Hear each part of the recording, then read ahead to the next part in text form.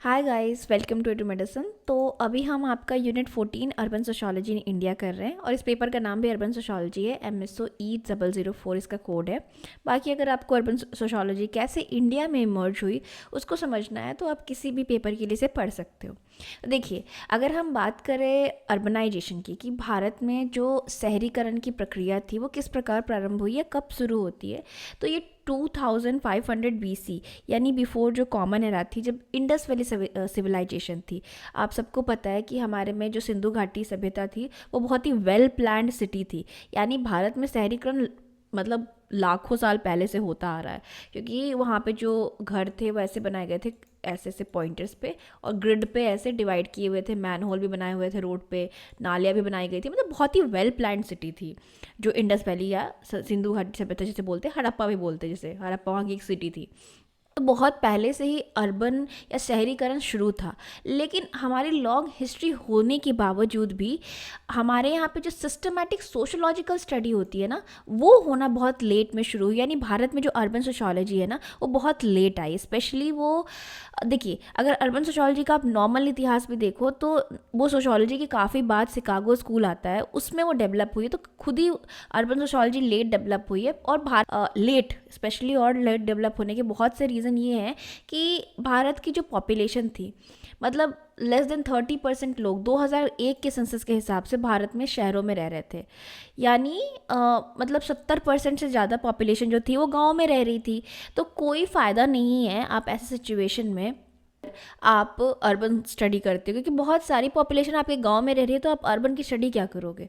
उसके बाद डिस्टिंक्शन की बात करें शहरों और गाँव में, तो बहुत ज़्यादा नहीं था। आपको पता है कि MSA राव और बहुत सारे ऐसे थिंकर्स जो हैं वो इस बात को मानते हैं कि भारत में जो था वो मतलब काफ़ी हद तक ऐसा समाज था कि जो गांव और शहरों में डिस्टिंक्शंस नहीं दिखा पाता था, या गांव और शहरों में डिस्टिंक्शन पता लगा नहीं पाते थे।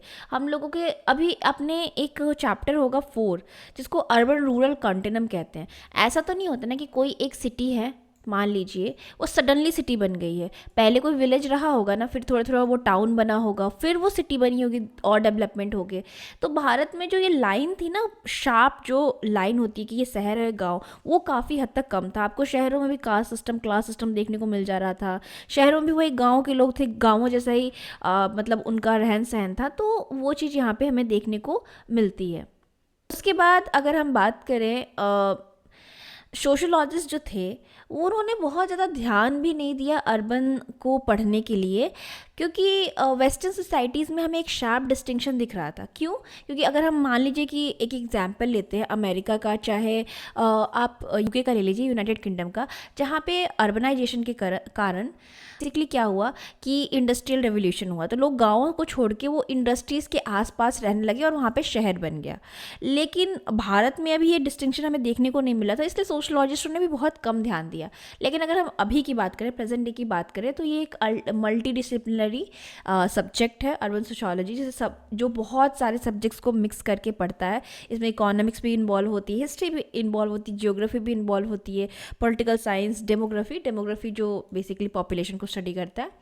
अब हम की थिंकर्स की बात करें जो कहीं ना कहीं भारत में अर्बन सोशोलॉजी की बात करते हो, पैट्रिक गेडीज़ हैं, जिन्होंने फर्स्ट टाइम भारत में जो है वो सोशोलॉजी का डिपार्टमेंट यूनिवर्सिटी ऑफ बॉम्बे में स्टार्ट किया था, या बॉम्बे यूनिवर्सिटी में स्टार्ट किया था। और इन्होंने टाउन प्लानिंग, बहुत सारे जगहों की टाउन प्लानिंग करके बहुत सारे वॉल्यूम्स में बुक निकाली थी।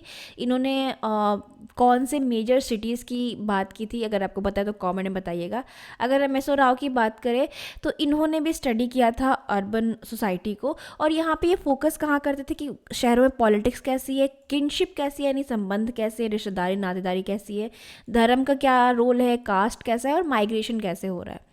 उसके बाद अगर हम बात करें कि अर्बन सोशोलॉजी है भारत में, वो 1951 के सेंसस के बाद कहीं ना कहीं थोड़ा हमें ये देखने को मिलता है कि लोगों का इंटरेस्ट गेन होता है, क्योंकि हम देखते हैं कि अर्बन पॉपुलेशन में ग्रोथ आ रहा होता है। रीज़न क्या होता है सेंसस में ये दिखाने का कि भारत में भी इंडस्ट्रियलाइजेशन शुरू हो गई होती है। अंग्रेज काफ़ी सारी इंडस्ट्रीज़ खोल देते हैं। स्पेसिफिकली अगर हम देखें तो कोलकाता जो हो गया, चेन्नई हो गए, मुंबई हो गया, इन सब जगहों पे काफ़ी ज़्यादा अंग्रेज़ों ने फैक्ट्रीज खोली होती जहाँ पे लोग गाँव से निकल के शहरों में जा रहे होते हैं।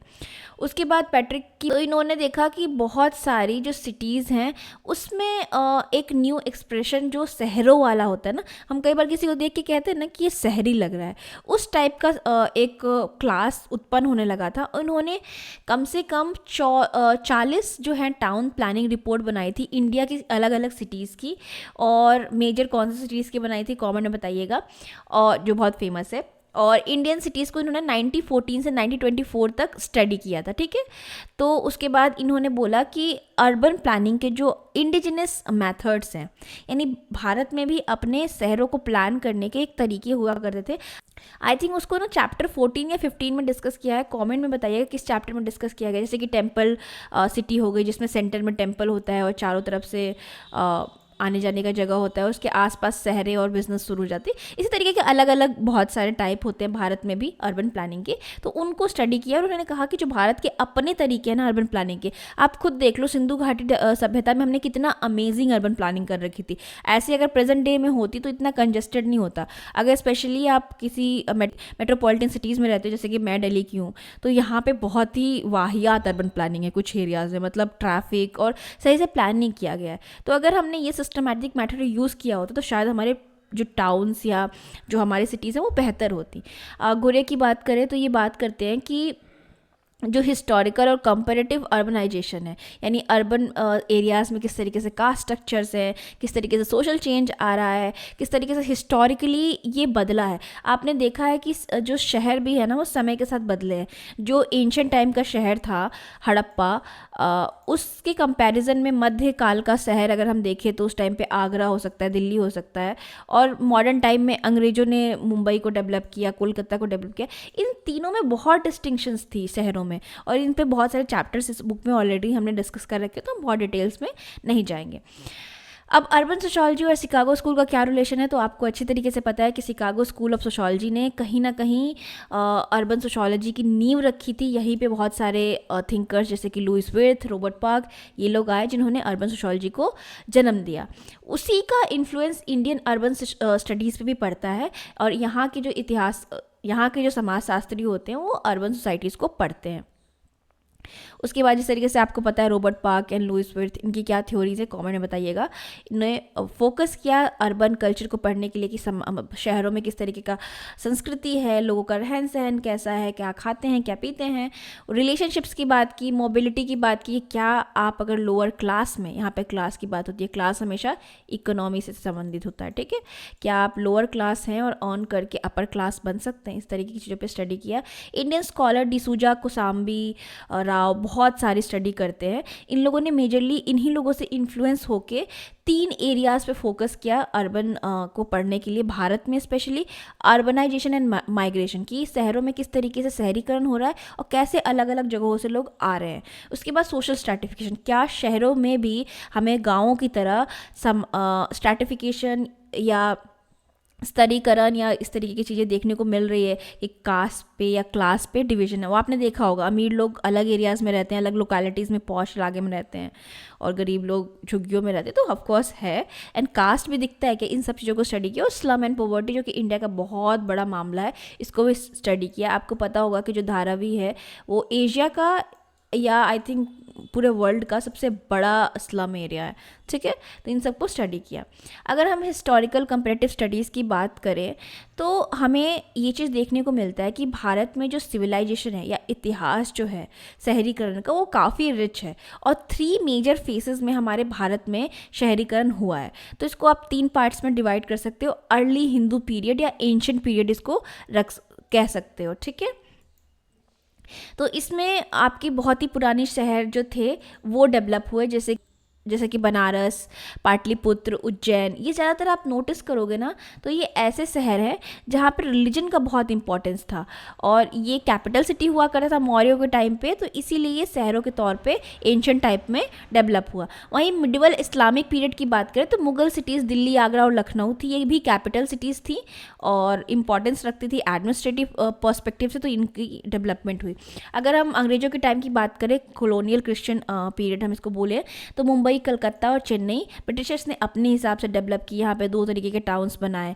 एक टाउन वाइट्स का हुआ करता था जो बहुत ही अच्छा खुला खुला एयर वाला होता था। गरीबों का टाउन यानी ब्लैक, यानी हम लोगों के लिए रहने के लिए जो तो होता था, इंडियन लोगों के लिए, वो कूड़े कचड़े से भरा हुआ बेकार टाउन होता था। तो इस तरीके से अब अगर हम बात करें तो काफ़ी सारे जो लोग हैं वो कंपेरेटिव हिस्टोरिकल स्टडीज़ पे फोकस करते हैं। मैक्स वेबर आपको पता है कि बहुत ज़्यादा स्टडी करते हैं कंपेरेटिव हिस्ट्री, और इन्होंने काफ़ी सारी social class, equality, urban life वगैरह के बारे में स्टडी किया है। वहीं एम.एस.ए. राव की बात करें तो ये ट्रेडिशनल अर्बनिज्म को प्री कॉलोनियल पीरियड में बताते हैं, ठीक है, डिफाइन करते हैं। अभी मैं उसको आगे बताऊँगी कि ट्रेडिशनल अर्बनिज्म है क्या बेसिकली। एंड मीरा कोसाम्बी है, उन्होंने कॉलोनियल पोर्ट सिटीज़ को स्टडी किया है, मुंबई, कोलकाता एंड चेन्नई को। अब कॉलोनियल सिटीज़ को डुअल सिटी स्ट्रक्चर की बात यहाँ पे की गई थी। क्यों? क्योंकि मैंने जैसे बताया कि एक वाइट टाउन और ब्लैक टाउन अंग्रेजों के टाइम पे होता था। वाइट टाउन में वो सिर्फ वो खुद रहते थे, वो बेटर होता था, दूर दूर पे घर और पॉश इलाका होता था। ब्लैक टाउन जो होता था उसमें बहुत ज़्यादा पॉपुलेशन होती थी, लोग सब आस पास रहते थे और बहुत ही बुरी स्थिति में था, मतलब ख़राब टाइप का टाउन होता था, ठीक है। तो ये इन लोगों ने डुअल सिटी स्ट्रक्चर को डेवलप किया हुआ था। वहीं पे एक प्रिस्मेटिक सोसाइटी भी डेवलप हुई, जहाँ पे सोसाइटीज़ में या सिटीज़ में, स्पेशली कॉलोनियल रूल की बात हो रही है, जब अंग्रेज भारत में सोशल एंड इकोनॉमिक्स स्टैग्नेशन था सिटीज़ में। मतलब वो इसी सिटीज़ थी ना जहाँ पे सामाजिक और आर्थिक रूप से तो बंटवारा ही था, और ऐसा नहीं था कि आप इस ब्लैक सिटी में हो, या ये जो ब्लैक लोगों के लिए या भारतीय लोगों के लिए जो शहर बनाया गया था, तो यहाँ से आपका कोई बहुत बड़ा डेवलपमेंट होगा और आप वाइट में पहुँच जाओगे। नहीं, आप स्टक हो। अगर आप भारतीय हो, इन सिटीज़ में रह रहे हो, तो आप यहीं रहोगे, इससे बाहर नहीं निकल पाओगे, यानी आपका कोई डेवलपमेंट नहीं हो सकता, आप वाइट के जगहों पे जाके नहीं रह सकते। तो इसकी बात इन्होंने की है प्रिस्मेटिक सोसाइटी की। अब इकोलॉजिकल स्टडीज़ वगैरह को मैं नेक्स्ट वीडियो में डिस्कस करूँगी, और साथ में ट्रेडिशनल अर्बनिज्म के बारे में भी बात करूँगी। So thank you so much, have a nice day.